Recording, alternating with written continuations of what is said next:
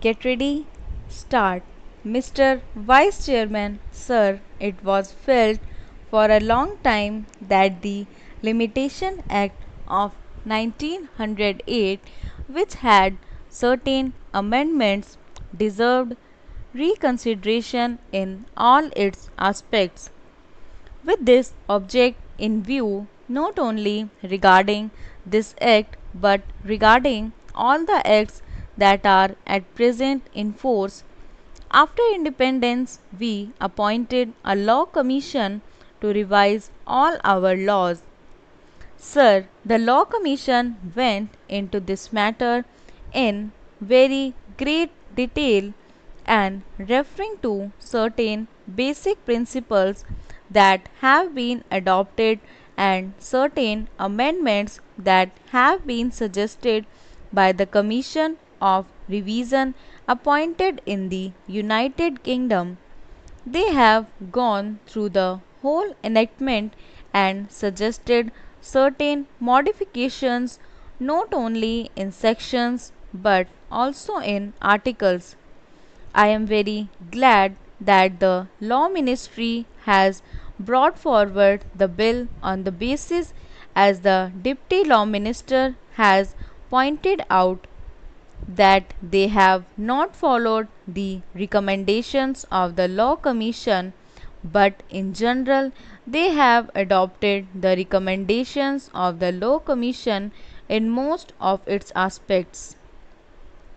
Sir, as this matter is to be entrusted to the Joint Committee of both the Houses, it will have the benefit of the deliberations of all those members who are in the Select Committee, and so, generally speaking, neither is this the occasion nor the practice to go into details, but we can just suggest certain general matters so that the Select Committee may take them into consideration while deliberating in detail on the different provisions of the bill.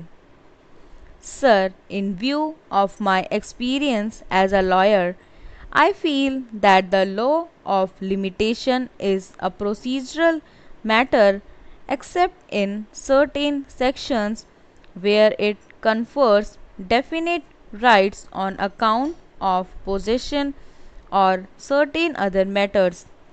We have to see that the matters that are disputed or are under litigation are disposed of in as a short a period as possible.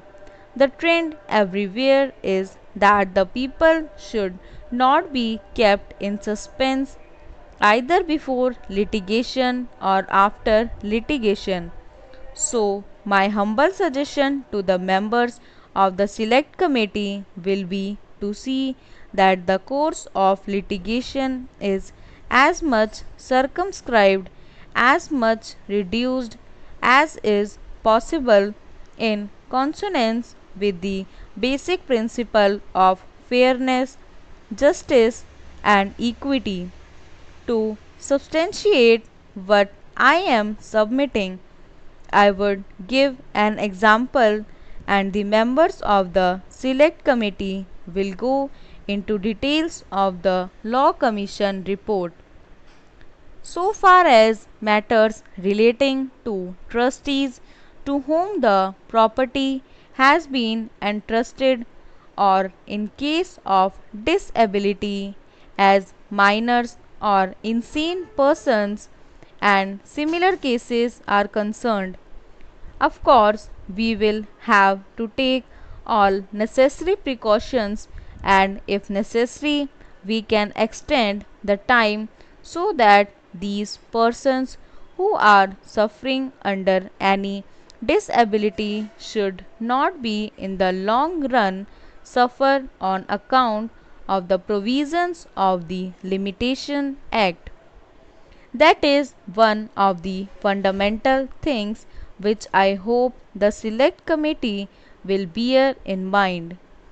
Apart from these two considerations, the other consideration that I will place before the select committee is relating to property, whether it is on the basis of contract or otherwise.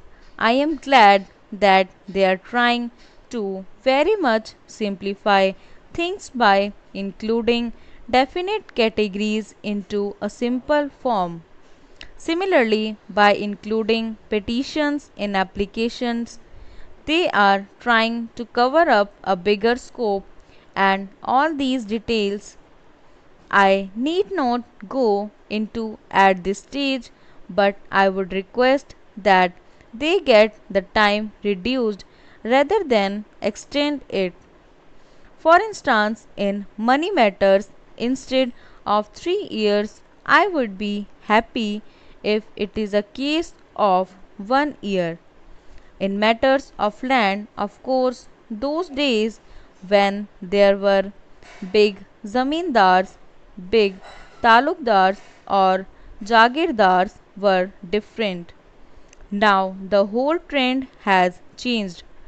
If at all a litigation is confined to commercial matters, everybody is alert. The circumstances do demand, and if there is anything wrong, if somebody wants to claim something from the other party, it is no use sleeping over it.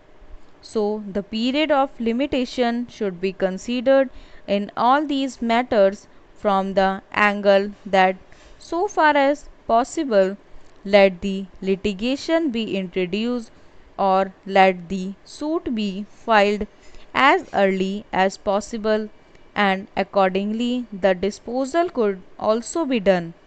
So, I would request the select committee to take the changed circumstances of the country into consideration and come to the conclusion to simplify matters, and let us reduce it so that the limitations as far as possible may be reduced.